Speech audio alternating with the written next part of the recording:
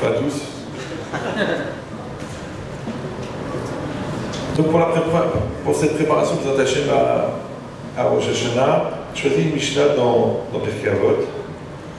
On va essayer de ressentir quelque chose, parce que le principal, c'est pas d'étudier et de transmettre, c'est que cette étude et cette transmission, elle provoque quelque chose à l'intérieur.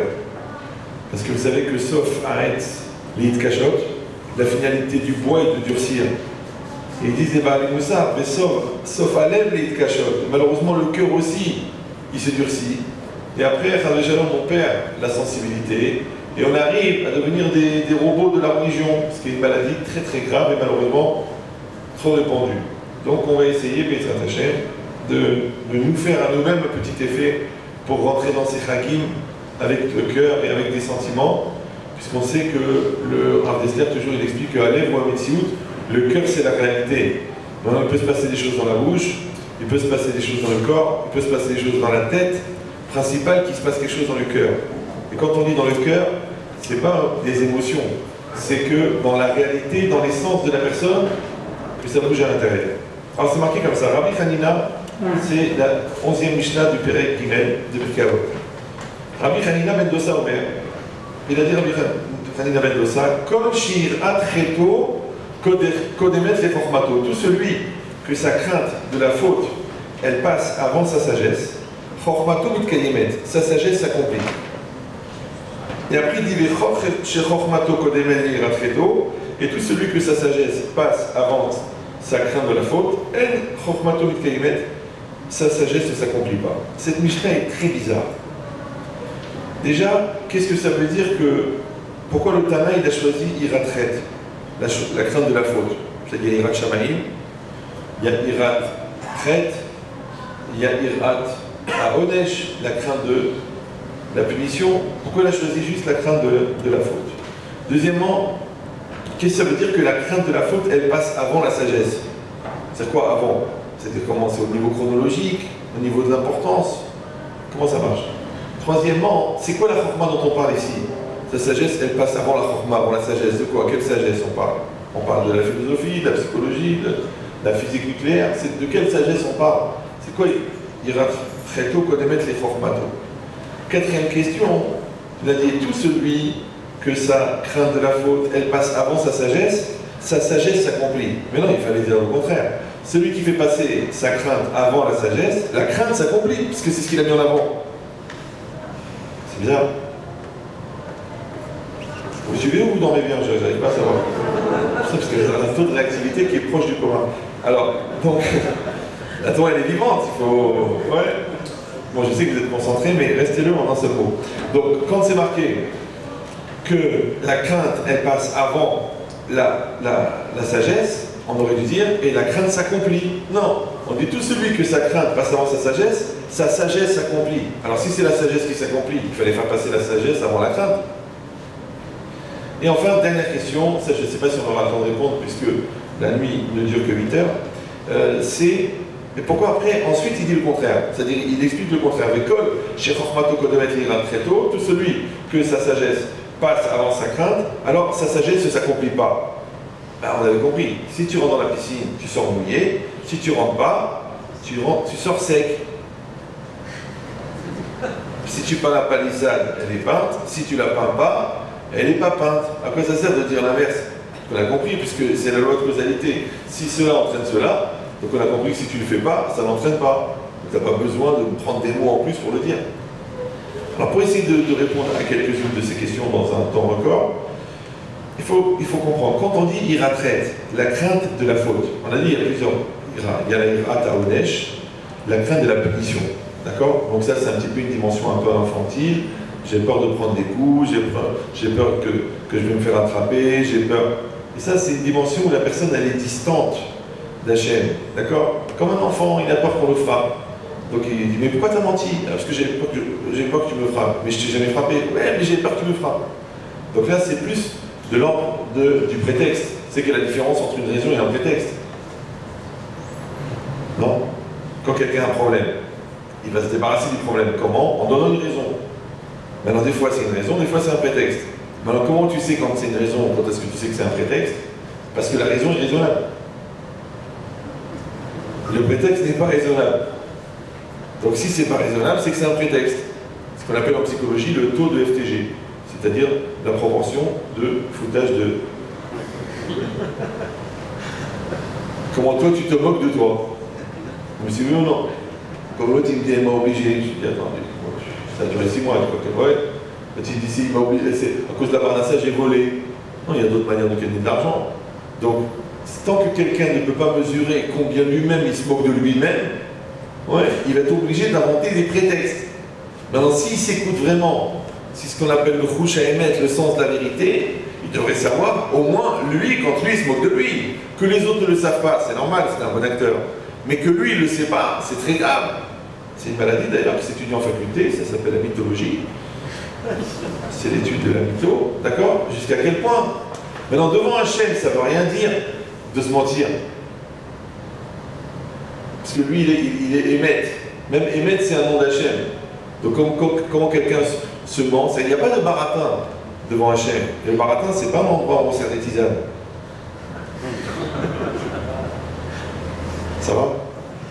Vous me dites si ça va trop vite, je peux décélérer. D'accord? Non, parce que comme vous êtes accroché pour ne pas rater la prochaine blague, moi je peux augmenter le débit de Hidushim. Mais si déjà les blagues vous ne les comprenez pas, Galva Hamor, les Hidushim, après je vous dirai qui est le cas et qui est le Hamor. Donc ça veut dire quoi?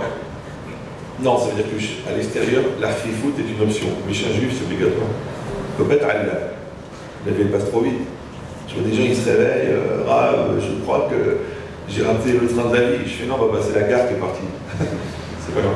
Alors donc ici c'est marqué Kol Shirat Reto. Maintenant l'iratret, on dit irata onesh, c'est la peur de recevoir la punition. Iratret, c'est la peur de fauter. Ça veut dire que je connais les halachot et je veux faire les choses bien et j'ai peur de fauter. Je veux faire bien le Shabbat, j'ai appris les halachot, j'ai peur de fauter. Celui qui ne connaît pas les halachot ne peut pas avoir la peur de fauter parce qu'il ne se rend même pas compte qu'il faute. Les gens ils déchirent le papier toilette, le Shabbat, ils enlèvent les arrêts du poisson, ils enlèvent les derniers fils d'un costume tout neuf. C'est ma qui me pâtiche, c'est comme si vous prenez la voiture. Ah, je ne savais pas, je ne savais pas. Mais même les goïms, ils disent nul n'est censé ignorer la loi. C'est que comment tu peux être chômeur Shabbat si tu ne connais pas les halachot de Shabbat? Donc il faut apprendre les halachot de Shabbat. Eh bien, toutes les semaines, tu apprends 2 halachot par jour. Si Dieu veut, à ta mort, tu seras chômeur Shabbat. Pour le jour de repos éternel. Allez, chômeur Shabbat, celui-là, il est mort. Bon. Mais cette logique, c'est quoi? Ça, c'est iratret. C'est-à-dire que l'iratret, en fait, c'est une recherche de perfectionnement. Je fais les choses bien, alors j'ai peur de faire une erreur. Ok. Irat aromemut, ça c'est plus haut niveau. Il faut trouver juste un petit verre d'eau parce que je suis à la limite de l'étouffement. Donc irat aromemut, c'est quoi? C'est la crainte la plus élevée. C'est-à-dire elle est tellement élevée que c'est difficile même de la distinguer de l'amour de Dieu. Pourquoi?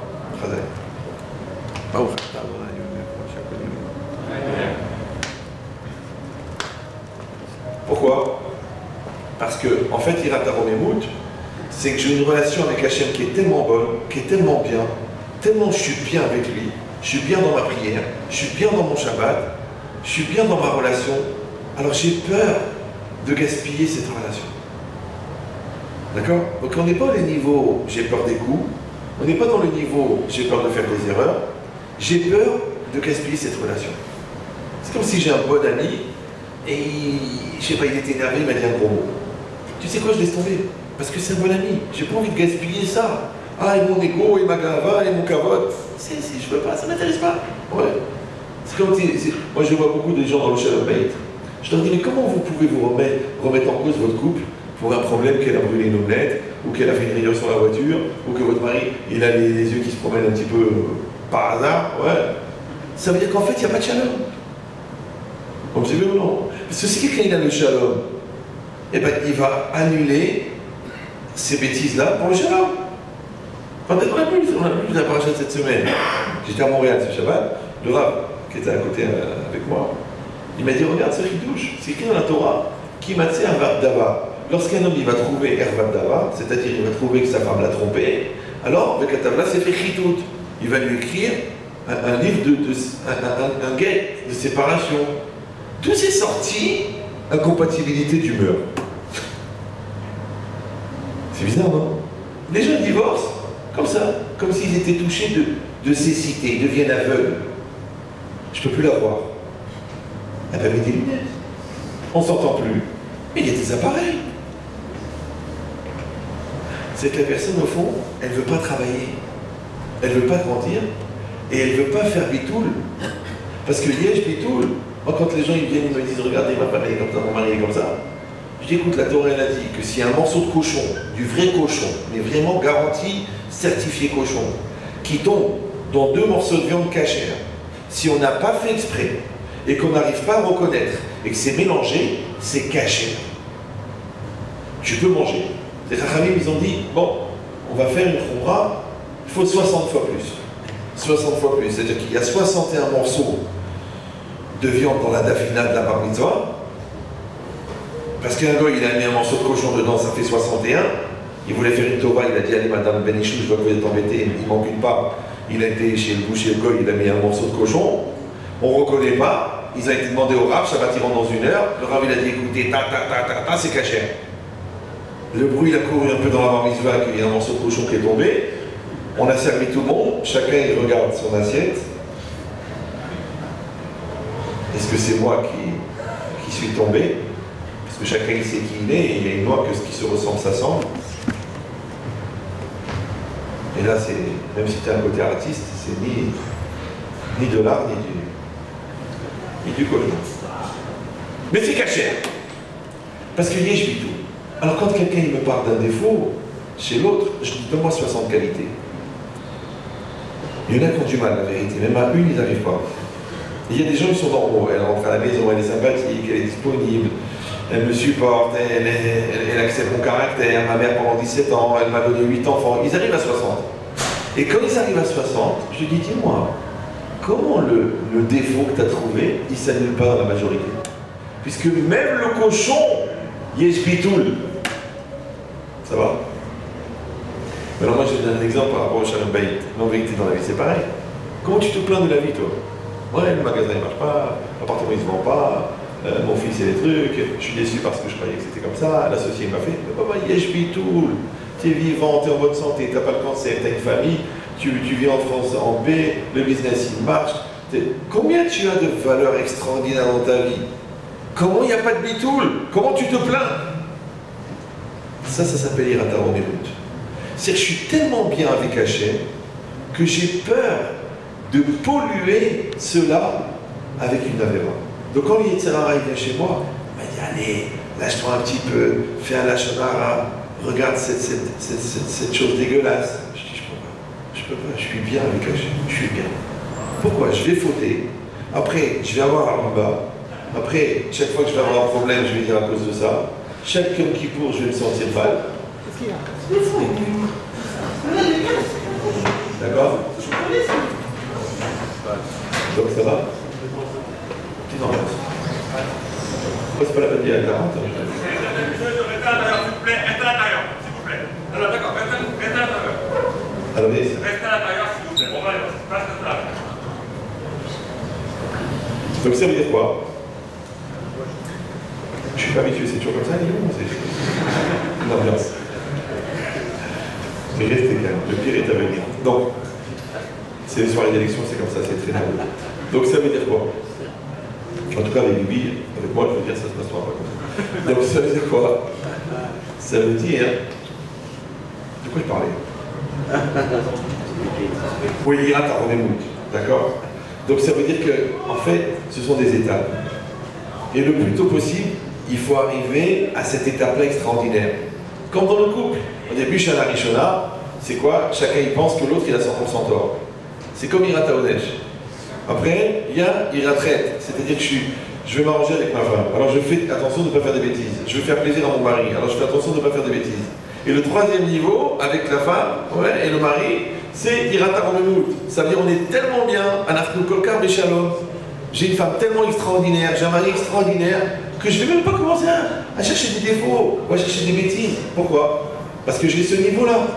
Donc chacun à son niveau, comment il va travailler la chose, en fin de compte, il va réussir à avoir, entre guillemets, cette maturité, parce que vous avez bien compris que quand je pense que l'autre il a entièrement tort, c'est un problème de maturité. Quand je reconnais qu'on est 50-50, ben, ça commence un petit peu à être normal. Et quand j'ai compris qu'en fin de compte, j'ai quelqu'un d'extraordinaire en face de moi, j'ai rien qu'à travailler mes midotes, ça y est, je commence à devenir mature. Donc le couple mature, c'est que chacun il fait ce qu'il a à faire. Le couple immature, c'est que quand j'ai pas envie de faire ce que j'ai à faire, j'accuse l'autre. Parce que quand quelqu'un il fait une bêtise, il y a 3 niveaux de réaction. Premier niveau, c'est pas moi. Premier, il se fait attraper, c'est pas moi. Bon, quand il a 50, tu dis c'est normal, il a volé des bonbons. Mais quand il a 45 ans, c'est avec la secrétaire, tu dis oh, bah, on a les photos, on a les vidéos, on a même ton ADN. ADN, ça veut dire que je ne peux pas monter. ADN, c'est avec le you de la Chorma, ça fait Adonai. Alors, à qui tu mens? Adonakol. Ouais. Donc ça veut dire quoi? C'est que la personne, elle va dire, c'est pas moi. Après, tu lui prouves que c'est elle, qu'est-ce qu'elle dit? C'est à cause de toi. Tu crois que je m'énerve pour rien, c'est parce que tu m'énerves. Tu crois que je t'ai trompé pour rien, parce que tu es trop négligente. Deuxième niveau d'immaturité, c'est à cause de toi. Troisième niveau, c'est quoi? Quand tu lui as prouvé qu'il a aussi sa part, qu'elle a aussi sa part. C'est pas? Tu ressortez un petit peu. Tu vois la yeshiva, ouvrez vos yeux. La personne, quand elle est bloquée, braquée comme ça, elle dit c'était plus fort que moi. Alors je rappelle pour les gens qui ont arrêté l'école très jeunes, que je, tu, il, nous, vous, il sont des problèmes, des pronoms personnels, mais que C apostrophe, c'est un pronom impersonnel. Donc quand tu dis c'était, et le sujet c'est le C, plus fort que moi, donc il y a moi et le C qui est impersonnel. Et c'était plus fort que moi, c'est-à-dire il y a un truc en moi qui n'est pas moi, mais qui est plus fort que moi. Et combien vous êtes là-dedans? Donc tant que toi, tu n'auras pas développé en toi la capacité de te maîtriser toi, tu n'as même pas commencé à vivre, puisque le C, il est impersonnel. C'est ça ce qui est marqué dans Pirkei Avot. Im en anili mili. Ouais. Vous connaissez la traduction, non? Si je ne suis pas pour Émilie, qui est pour Émilie? Non. Im en anili mili. Si je ne suis pas pour moi, qui est pour moi? Ah, tu dis, mais je ne comprends pas. Ani, c'est qui? C'est moi. Li, c'est qui? C'est moi. Donc il fallait marquer Im en ani, ani, mais ani. Si moi je ne suis pas moi, qui va être moi? Pourquoi? Parce que personne ne peut être moi à ma place. Non, il n'y a pas écrit ça. Il y a écrit si je ne suis pas pour moi, oui, qui va être pour moi? Donc ça veut dire il y a le moi et le pour moi. C'est comme la conscience. Par exemple, là, vous me voyez. Oui, non, si vous ne me voyez pas, il faut acheter un chien. D'accord. Donc maintenant, vous avez conscience que je suis là. Mais en même temps, vous avez conscience que vous avez conscience que je suis là. Bon, ça a l'air d'être des jeux de mots comme ça, mais en réalité, c'est très profond. Par exemple, la vache, elle n'a que la conscience directe. Elle sait qu'elle est en train de manger. Mais elle n'a pas la conscience qu'elle est en train de manger. Vous me suivez ou non? Donc la conscience de la conscience, c'est dans la conscience de la conscience qu'il y a la crainte de Dieu. C'est pour ça que les gens qui n'ont pas la conscience de la conscience, ils vivent comme des animaux. Ils s'énervent, ils crient, ils voient le truc, ils mangent, on leur dit que c'est pas caché, ils mangent quand même, on dit que c'est Shabbat, c'est de la lumière, parce qu'ils n'ont pas une conscience qui dit à leur conscience, hey, ok, tu peux allumer la lumière, mais c'est un sport. Tu peux rigoler avec la voisine, mais tu es en train de charmer là, tu ne te rends pas compte? Parce qu'ils n'ont pas la conscience de la conscience, c'est-à-dire qu'il faut avoir, au-dessus de soi, il faut avoir une autre conscience de soi. Et au-dessus de cette conscience de soi, il faut avoir la Yirat Hashem, qui est divine. Vous me suivez ou? C'est pour ça qu'on met la kippa. Pourquoi on met la kippa? Ça sert à rien. Pour la calvitie, ils vont tomber les cheveux. Ouais. Pour le soleil, il ne fait pas beau ici. Donc pourquoi on met la kippa? C'est pour ne pas oublier qu'au-dessus de la conscience de ma conscience, il y a le bon Dieu. C'est pour ça que ça ne marche pas la perruque, pour les hommes. Bah oui, parce que c'est pour montrer que tu es juif. Si tu caches que tu es juif, à quoi ça sert? J'ai raconté souvent ça, mais c'est vrai, ça s'est passé. Moi, je prends l'avion à peu près une fois par semaine, des fois 2 fois. Donc vous savez, passer la sécurité, enlever la ceinture, enlever les appareils électroniques, les patrouilles du liquide, j'ai l'habitude. Donc je passe, et moi je garde la kippa. Pourquoi je vais l'enlever? Alors bah, moi je ne peux pas marcher en bas sans kippa. Je passe. Évidemment, il y a un nouveau. S'il vous plaît, monsieur, s'il vous plaît, enlevez la calotte, enlevez la kippa, enlevez la truc. Mais moi je fais genre, j'ai pas entendu, j'avance. Il me court après. Écoutez, monsieur, je suis assermenté, je vous demande quand je vous dis quelque chose, et moi je passe. Et ça sonne pas, évidemment. Parce que sinon il y aurait la joie, ça sonne les simha. Et il m'attrape, il me dit, mais je comprends monsieur, je vous dis d'enlever, pourquoi ne l'enlevez pas? Je dis, je peux pas l'enlever. Il me dit, bon, pourquoi? Je dis, mais c'est pour protéger ce qui est en dessous. Il m'a dit, bon, il m'a dit, bon, qu'est-ce qu'il y a en dessous? Je dis, ce que vous n'avez pas. Il n'avait pas compris, il a bugué. J'ai vu que le disque dur, il s'était bloqué. Il y a un certain niveau, il ne peut pas, il ne s'arrive pas. Sinon, il fera un autre métier. Donc ça veut dire quoi? Ouais. Ça veut dire que quelqu'un, il doit avoir une conscience au-dessus de sa conscience, et il doit avoir Hachem au-dessus de sa conscience. C'est ça, Shiviti Hachem Benek d'Italie. Je mets en face Hachem face à moi sans arrêt. Le jour, la nuit, aux toilettes, au magasin, dans la rue, à la synagogue, pendant la Hamida, n'importe quand, je dois avoir Hachem en face de moi. Comment on appelle ça, en vérité? Oui, alors encore une fois, ça dépend. Celui qui a un bébé, il a peur de prendre des coups. Alors pour lui, c'est Irata Onesh.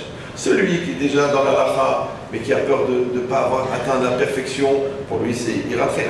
Et celui qui a une relation, encore une fois, tellement privilégiée avec Hachem, qu'il ne veut pas la polluer en faisant des bêtises, ça s'appelle Irata Oremut. Donc le Tana, il avait le choix. Pourquoi il a choisi Iratret? Il a dit Kol Irat Cheto, Kodemet le Chochmato. Ensuite, on a demandé qu'est-ce que ça veut dire Chochmato? C'est quoi la sagesse? Alors, je vais vous dire la vérité.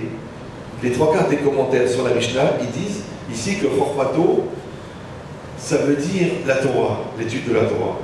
Et Kol Irat Cheto, Kodemet le Chochmato, ça veut dire que quelqu'un, il étudie l'ilmod almenat la asot. Parce que tu peux étudier pour étudier. Tu peux étudier pour le côté mathématique de l'étude. Tu peux étudier parce que ça te fait du bien au niveau psychologique. Tu peux étudier pour la culture, parce que ça t'intéresse de connaître 2000 ou 3000 ou 5000 Hazal. Ouais. Tu peux étudier pour améliorer ta relation avec Hachem. C'est que normalement, après chaque mitzvah, après chaque étude de la Torah, tu devrais être plus proche d'Hachem. Parce que partout c'est marqué que Yisod HaAvoda, le fondement et le but du service divin, c'est Kirva El Hachem, c'est le rapprochement d'Hachem.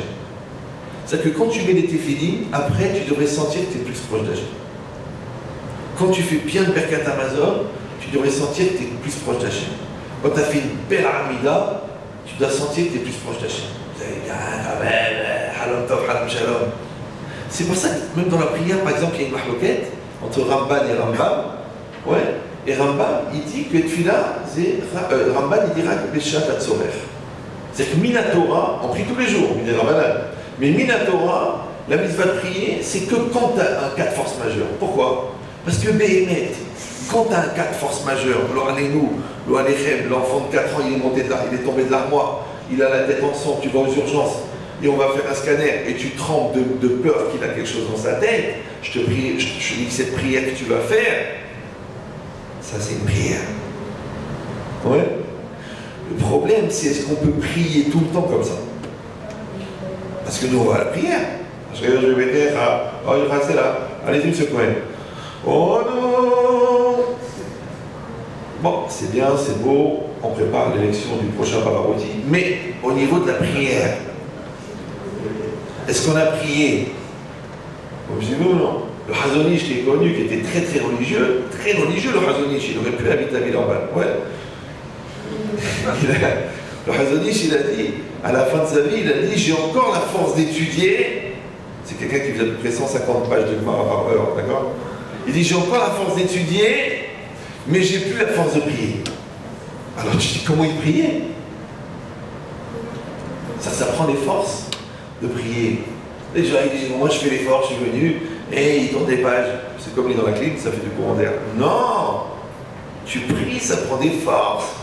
ça prend de l'énergie, ça prend de la concentration, ça prend de la sueur, ça prend de la force. Tu es fatigué, si tu as bien prié, c'est normal.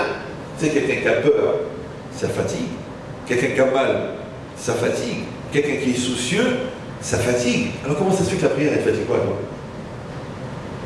Je parle pas de la fatigue. Le rabbin il est trop long pourvu qu'il s'étouffe. Non, ça c'est pas de la fatigue, ça c'est un manque de patience. Ouais.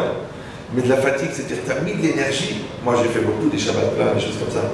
Des fois les gens disent, bon, Rav, 8 à 9, vous faites un Dvar Torah, après la tefila, après vous parlez à table, après on fait une conférence après manger, je dis, papa. J'ai dit, il faut une coupure. Il m'a dit, bah la tefila. Je dis, mais c'est pas du repos. C'est que les gens sont déjà dans une logique de retraite anticipée. Donc l'ilmod al-menat la'asot, d'étudier pour accomplir, ça veut dire que toi, tu dois te débrouiller pour que ton étude de la Torah, elle soit imprégnée de Yirat Shamayim.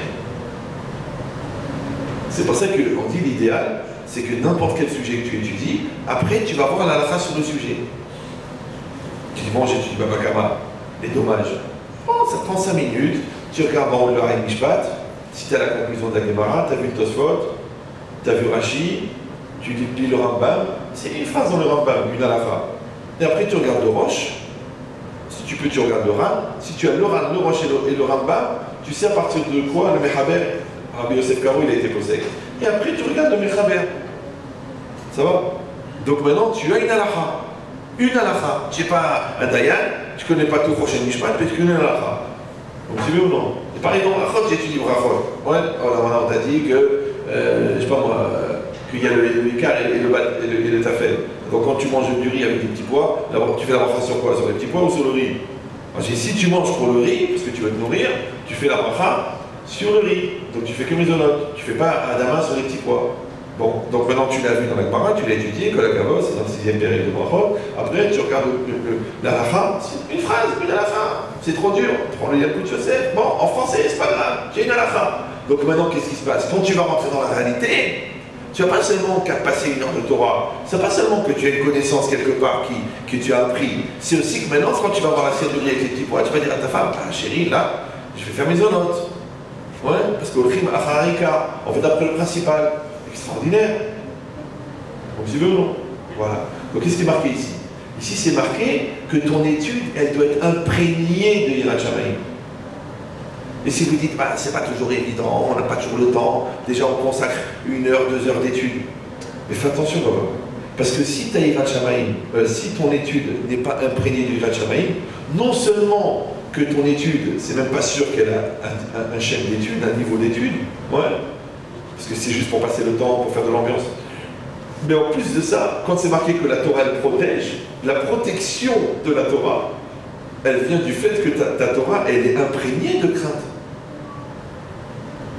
Comme dans un couple, tu aimes ta femme, tu l'aimes, bien sûr que je l'aime, mais c'est faux. Bien sûr, c'est ma femme, mon amour, mon cœur, ma vie.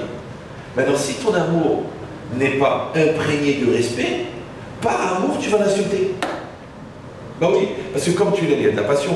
Comme il y a de la passion, il y a de l'exigence. Comme il y a de l'exigence, il y a de l'insatisfaction. L'insatisfaction, elle fait du manque de respect. Et paf, tu rajoutes un adjectif qualificatif en fin de phrase qui n'était pas nécessaire. Espèce de grosse... Après tu réfléchis, mais comment j'ai pu parler comme ça à la mère de mes 6 enfants? Alors qu'est-ce que tu vas dire au début? Tu vas dire, eh ben c'est à cause d'elle, eh ben elle fait pas ce que je lui dis, eh ben...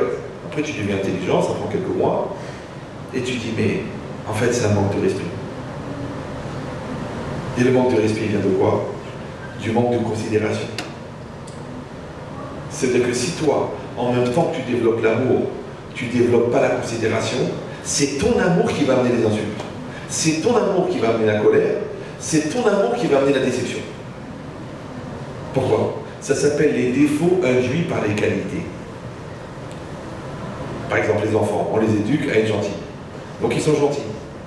Mais tout le monde sait que dans la gentillesse, il y a un défaut. C'est que trop bon, trop long. Après, il tombe sur une femme qui l'exploite, il tombe sur des copains qui abusent de sa gentillesse, il tombe sur un beau-frère qui lui tape 60 000 euros. Tu lui dis, mais pourquoi tu t'es pas défendu? Il me dit, papa, tu m'as dit, il faut être gentil. Alors si tu le fais méchant, il va être un monstre. Si tu le fais gentil, les autres ils vont abuser de sa gentillesse. Ah, tu dis, mais c'est pas possible, défends-toi. Et il est khnin. Maintenant, le khnin, il va se faire avoir, mais il va aller au monde futur. Le méchant, il va pas se faire avoir. Mais au là-bas, c'est optionnel.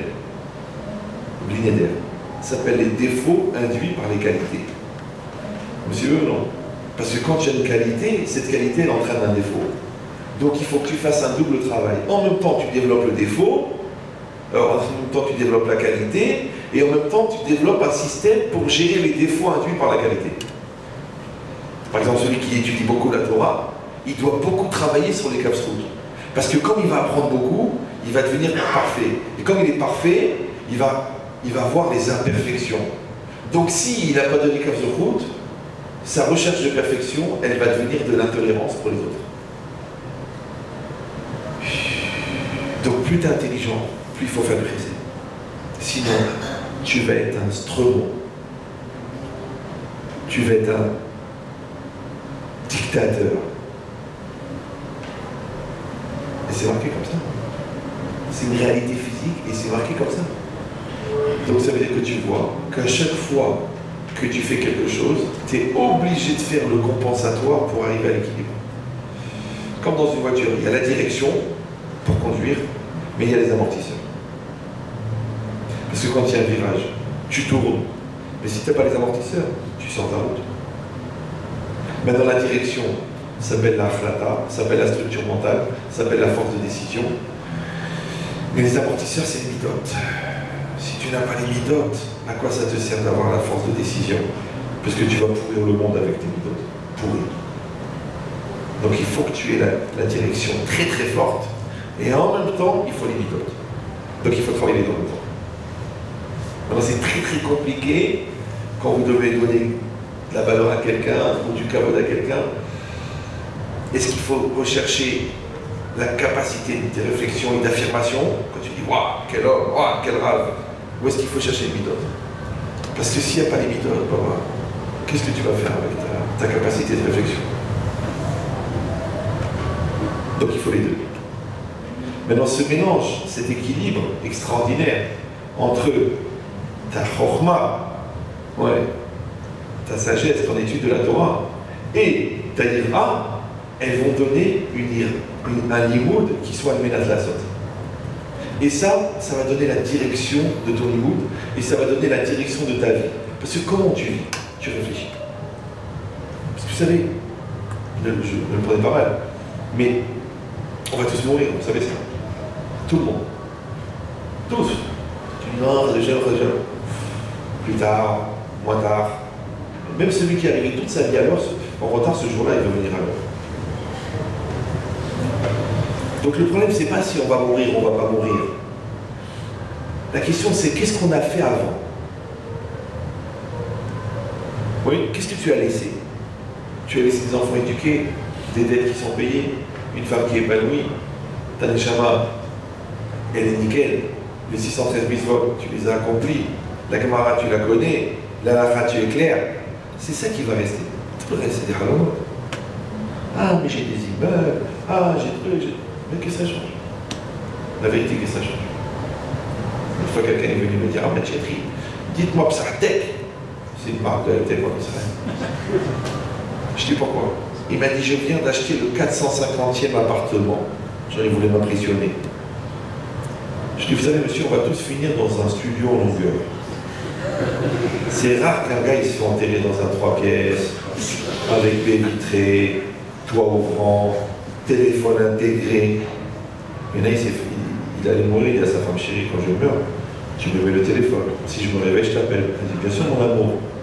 Elle lui a mis le téléphone, mais elle n'a pas chargé. Il dit, attends, c'est bon, t'es mort, on va pas recommencer. Ouais. Donc, bon, vous ne pouvez pas comprendre, c'est du mot ashkenaz. Mais c'est quoi l'idée? L'idée, c'est ça. C'est que j'étudie la Torah et d'être imprégné du Yirat Shamayim. D'accord? Je parle avec mes enfants, c'est imprégné du Yirat Shamayim. Je parle avec ma femme, c'est imprégné du Yirat Shamayim. Mais dans le Yirat Shamayim, c'est pas le traumatisme, c'est pas la tyrannie, c'est pas de crier, c'est pas de taper sur la table. Non! c'est d'avoir toujours cette conscience au-dessus de la conscience. D'accord? Donc quand je dis je t'aime, je dis j'ai naïra Shamaïm, je dis attends, est-ce que je le pense vraiment? Quand je dis à mon fils, je suis fier de toi, est-ce que je baratine ou je le crois vraiment? Parce qu'Hachem, il entend ce que je pense. Ouais? Je me suis dit ou non? Donc je vais le dire, parce que je le ressens vraiment. Après, quand je dis à un client, c'est un bon produit, je mens pas. Comment je vais les vendre si je leur dis que c'est pas un bon produit? Comme tu veux, à quoi ça te sert? Tu vends mal. Le gars, il se plaint, après il porte plainte, après il te fait une mauvaise réputation, en plus il te maudit tous les matins chaque fois qu'il allume l'appareil. Donc qu'est-ce que tu as gagné? Je l'ai ouvert, je l'ai pris, je l'ai tapé, je l'ai vidé, je l'ai déchiré, ça sert à rien. Un jour tu vas comprendre qu'un argent qui n'a pas de bracha, il n'y a pas de bracha. Alors qu'est-ce que tu vas faire? Tu vas choisir des bons produits, tu vas marcher, normalement, c'est pas qu'un verrou avant un euro, tu le vends 3000. Tu dis un seul business, prix catalogue. C'est le gazelle légal. Ben, le gars il vend le slip devant sa porte, qu'est-ce que tu vas? Il est obligé de changer le verrou. C'est un métier. Mais rappelez-vous que la pièce dans la serrure qui empêche l'ouverture s'appelle le ben. Donc tu veux pas, si tu vas avoir la bracha, fais attention. Parce que le ben, il bloque l'ouverture. On l'appelle des fois Jean-Marie aussi. D'accord? Mais cette logique-là, c'est qu'à chaque fois que tu fais quelque chose, tu réfléchis, quelle est ma kavana? Est-ce que j'ai une kavana les Shem Shamaïm? C'est ça. Maintenant, de la même manière que l'ilmod al-menat l'elamed, l'ilmod al-menat l'assom, tu étudies pour accomplir. De la même manière, tu dis je t'aime en le pensant. Tu fais le Birkat Hamazon avec la kavana. Tu te mets en situation. J'ai bien mangé. Baruch Hashem. On a une belle table. On a toute la famille avec nous. On va dire merci au bon Dieu. On va bénir cette nourriture. Ça, tu te mets en condition. Non, qu'est-ce que tu fais? Tu fais le Birkat. Tu fais le Birkat. Ouais. En fait, tu crois que tu fais le Birkat, mais tu débarrasses. Ça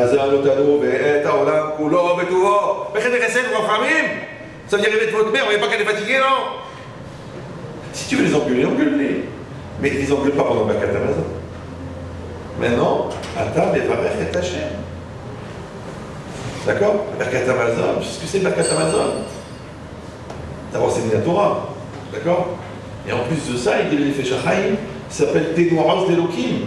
Ça veut dire vous donner de la force à Dieu. C'est la capacité que Dieu a d'amener la prodigalité dans le monde, elle vient parce que les bénis Israël, ils donnent la force à Hachem de donner la prodigalité, je ne sais pas si vous voulez. C'est ça le Birkat Hamazon. C'est que la partie de Dieu qui distribue la nourriture, elle ne pourra réaliser ce bienfait de distribuer la nourriture que parce que les bénis Israël, en bénissant Hachem dans le Birkat Hamazon, ils ont donné entre guillemets la force et la permission à Dieu de distribuer le bien dans le monde.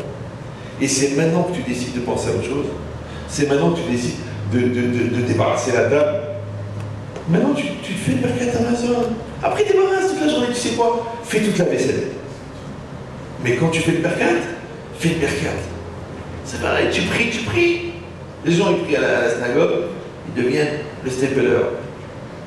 Ils prient à la maison, ils deviennent Indiana Jones. Ils font des recherches. Ils rangent la bibliothèque. Tu dis, oh, tu es devant Hachem. Ah, tu es là? Ah oui, lui aussi, il est là. Donc vous avez compris que c'est toi qui vas décider ad kama, jusqu'à combien ta Torah, elle est dans la réalité. Bon, je sais ou non?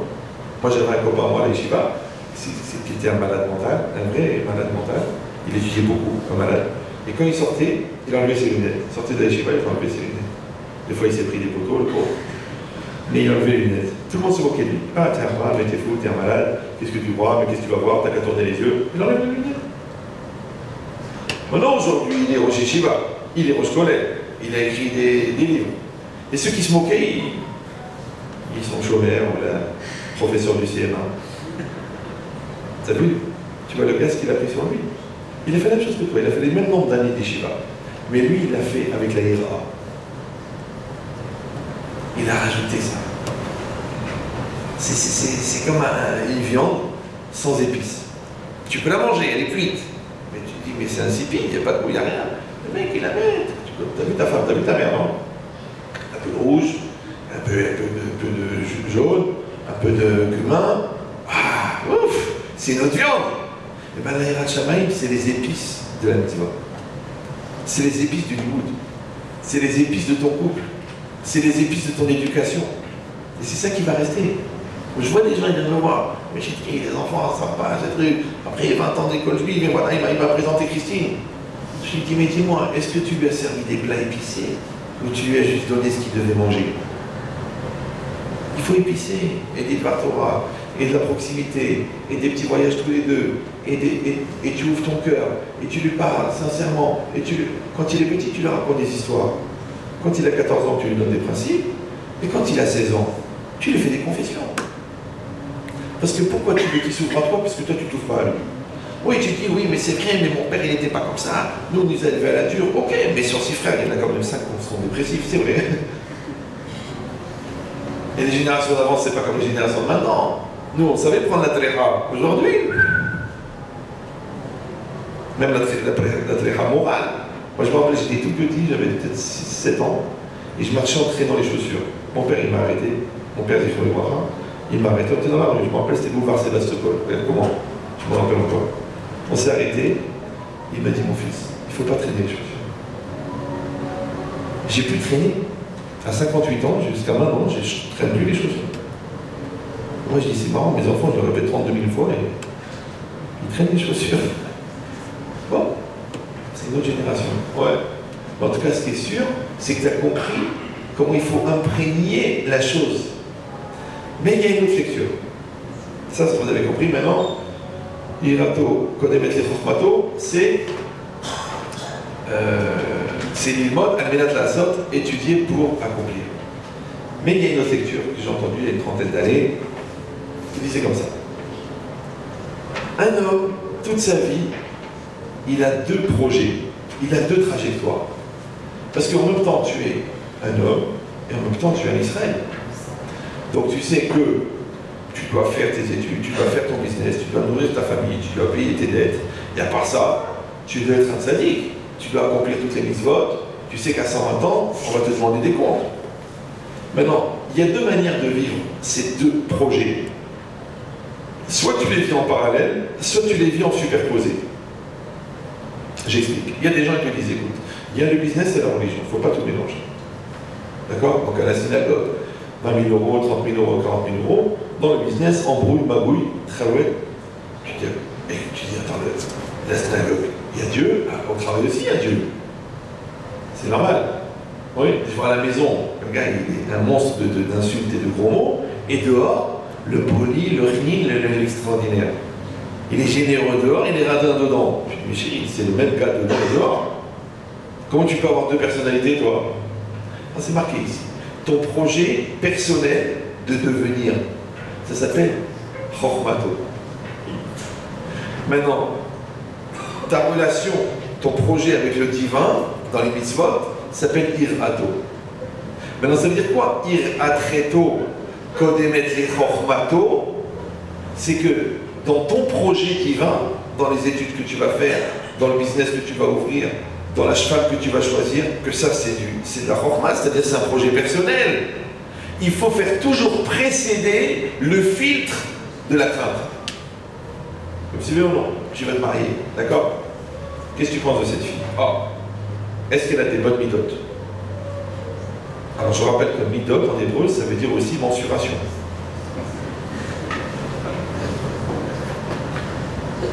Et si vous dites, bon, c'est un petit peu choquant, mais moi, plein de Bahourim, Bahron, je ne parle même pas du gars qui son rave, c'est Rabbi Yitzhak Geta, le rave des Ibiza.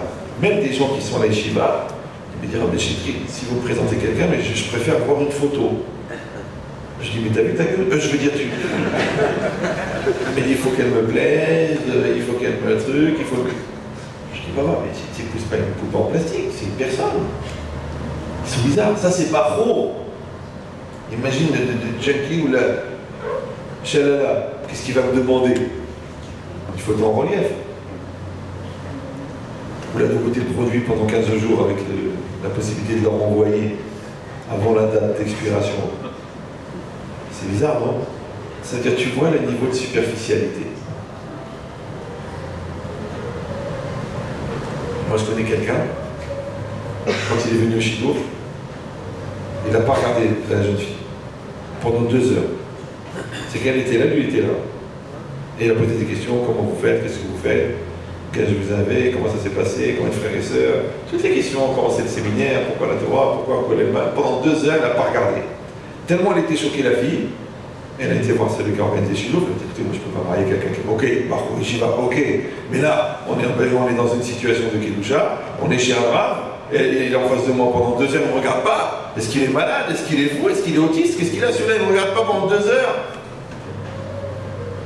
Mais la deuxième, alors il a dit à l'autre, il a dit alors, tu la regardes pas. Elle s'est vexée. Alors l'autre il a répondu, écoutez, il a dit, je peux pas la regarder, parce que si je la regarde et qu'elle est magnifique, je vais arrêter de réfléchir. C'est comme le lapin qui est bloqué dans les phares de la Mercedes. Il va se faire écraser, mais il n'arrive pas à sortir de la route, parce qu'il a les phares de la Mercedes. Et si la fille, elle s'appelle Mercedes, Khaled, c'est foutu. Voilà. Il a dit après qu'il a écouté pendant 2 heures, il a vu qu'elle est gentille, il a vu qu'elle est sérieuse, il a vu qu'elle est impliquée, il a vu qu'elle est religieuse, il a vu qu'elle est équilibrée, il a entendu tout ça, maintenant il la regarde. Comme s'il veut ou non. Voilà.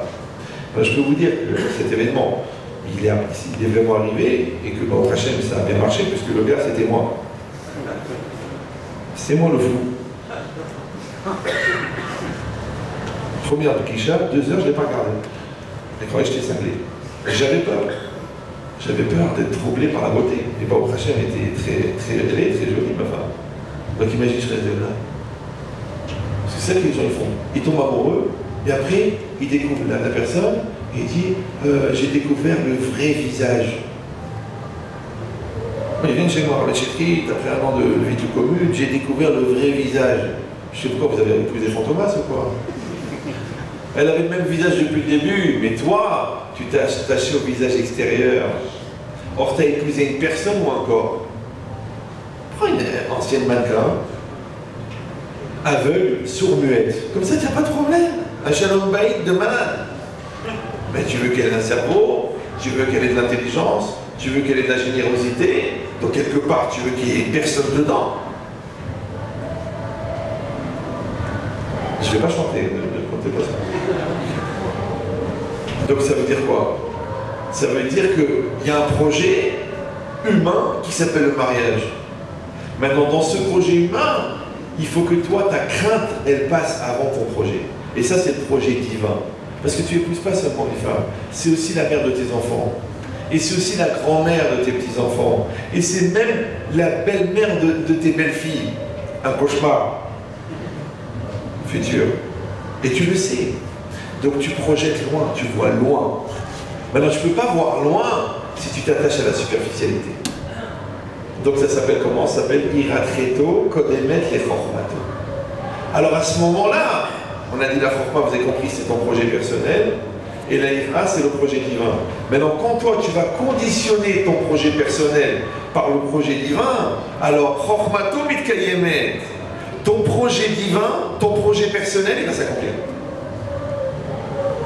Je ne sais pas si vous suivez. Tu veux faire un business. Alors tu regardes. Est-ce que tu vas vendre quelque chose de cachère? Est-ce que tu vas vendre un vrai produit? Est-ce que la marge, elle est normale? Est-ce que ton briefing, il est bien? Est-ce que l'argumentaire, il est adapté au produit? Est-ce que ça va fermer le Shabbat? Est-ce que ça se fera dans la sniout? Est-ce que les collaborateurs, ils ne seront pas tentés d'aller faire des bêtises? Ça, c'est Irat Reto, Kodemet et Chormato. Et si tu vas te dire, ah, c'est pas mon problème, hein. En plus c'est des goy, ils font ce qu'ils veulent, et si c'est le folklore et le carnaval de Rio, c'est pas grave. Mais non, papa, tu es lié à ça, toi. Tu es lié. Moi, déjà, il me dit, ah, Tchétri, mon associé, il triche, il ment, il fume de la drogue, il trompe sa femme. Qu'est-ce que vous pensez pour le business? Je dis, bah, papa, tu as le droit de t'associer avec un boulet, mais ne fais pas de la natation. Ne me dis pas comment ça se fait, on n'arrive pas à finaliser un projet, il n'y a pas la bracha dans le business, on débloque un contrat à 82 millions d'euros, au dernier moment la banque elle lâche, le client il annule, je dis papa il n'y a pas la bracha, il y a la Touma. Touma c'est Atoum, Atoum c'est bouché, les canaux ils sont bouchés.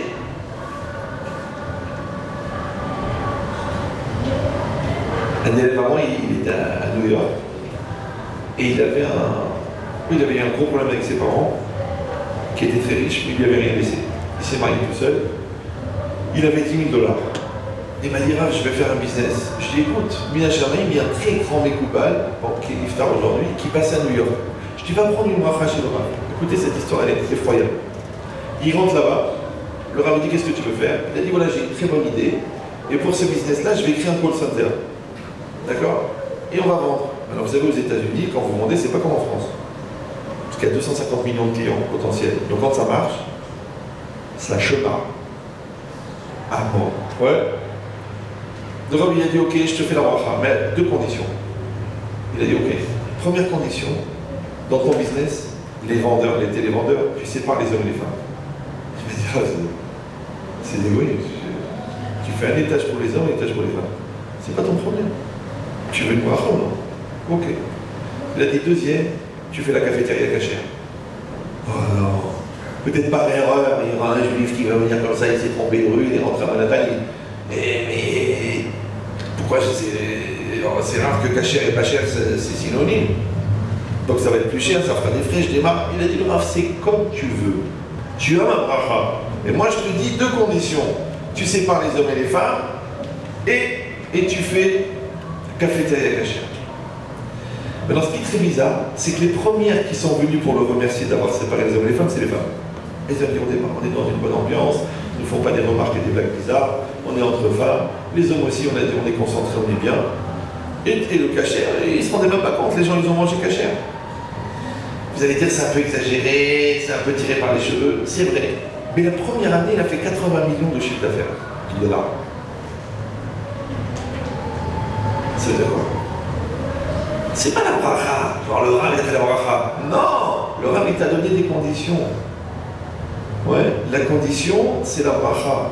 Mais la bracha, elle vient dans la kedusha. Maintenant c'est marqué znout, mais vil et ta'aniout. La débauche amène la pauvreté. Mais la kedusha, elle amène la bracha. D'où on sait? Vous savez d'où on sait ou non? Non?